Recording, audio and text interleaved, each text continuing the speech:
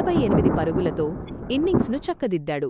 ఆయుష్ మాత్రే కేవలం 17 బంతుల్లో 38 పరుగులు చేసి స్కోరుబోర్డును పరుగులు పెట్టించాడు. డెవాల్డ్ బ్రెవిస్ 41 పరుగులతో రాణించాడు. రెండో ఇన్నింగ్స్ కేకేఆర్ 160/7 20 ఓవర్లు 193 పరుగుల లక్ష్యంతో బరిలోకి దిగిన కోల్కతా చెన్నై స్పిన్నర్ల ధాటికి తలవంచింది. నూర్ అహ్మద్ అద్భుతమైన బౌలింగ్తో 4 ఓవర్లలో కేవలం 21 పరుగులిచ్చి 3 వికెట్లు పడగొట్టాడు. రహానే కామెరాన్ గ్రీన్ వికెట్లను వరుస బంతుల్లో తీసి కేకేఆర్ను కోలుకోలేని దెబ్బతీశాడు. కేకేఆర్ బ్యాటర్లు రమన్దీప్ సింగ్ 35, రోవ్మన్ పావెల్ 31 పోరాడినప్పటికీ జట్టును గెలిపించలేకపోయారు. ముఖ్య అంశాలు: ప్లేయర్ ఆఫ్ ది మ్యాచ్ను మలుపు తిప్పిన బౌలింగ్ వేసిన నూర్ అహ్మద్కు ఈ అవార్డు దక్కింది.